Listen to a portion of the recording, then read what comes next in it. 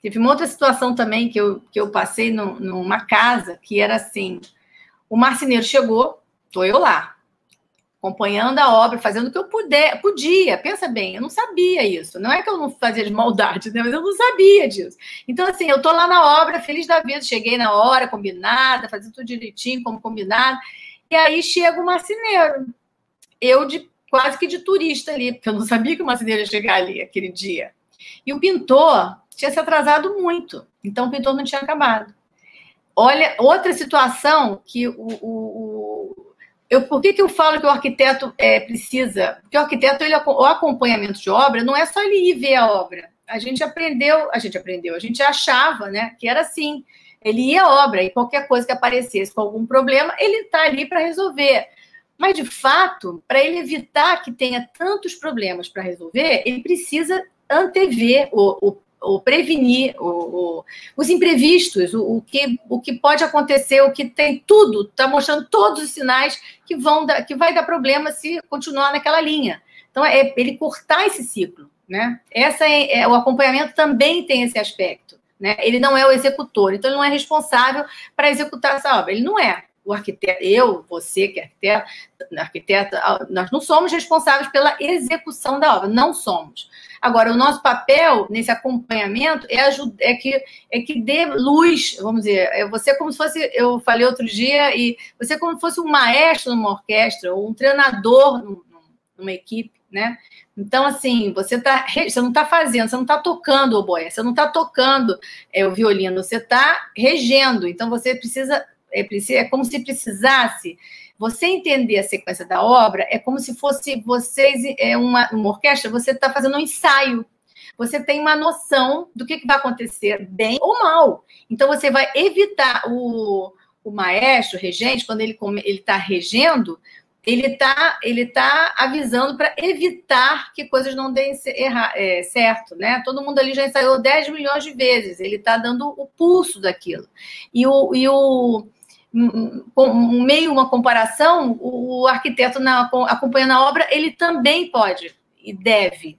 Pode não, ele deve. Esse é um papel que ele deve atuar, né? E para isso ele precisa entender essa sequência de obra, né? Ele não pode fazer isso sendo o último a saber. Ele não pode fazer isso sendo como no maestro lá, o cara toca e depois ele resta. Não pode. Ele tem que fazer, isso tem que ser ao contrário, né? Ele precisa estar atuando, mais participativo, né?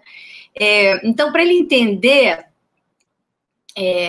então, nesse caso que eu comecei a contar do marceneiro que chegou lá e o pintor não tinha acabado, pensa bem, o marceneiro tinha contratado um caminhão maior do que o que ele tinha na empresa, porque era muita coisa, e pagou o caminhão, e pagou o frete, né, do caminhão, e levou aquele mundaréu de coisa para a obra. Quando chegou lá,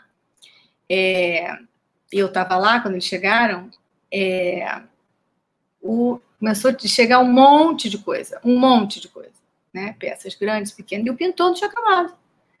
Aí o pintor falou, não tem condição, e não tem mesmo, né? Condição de terminar minha pintura, né? Porque o pintor sempre deixa um retoque para fazer depois e tal, mas ele está trabalhando, tem coisa que está passando tinta, está molhado, tem outra que está lixando, outro pedaço lá que está lixando, e aí outro ambiente. Então, assim, esse trânsito não pode funcionar com um marceneiro montando móvel, chegando móvel, montando móvel, com uma equipe, sei lá, 5, 6 pessoas do marceneiro.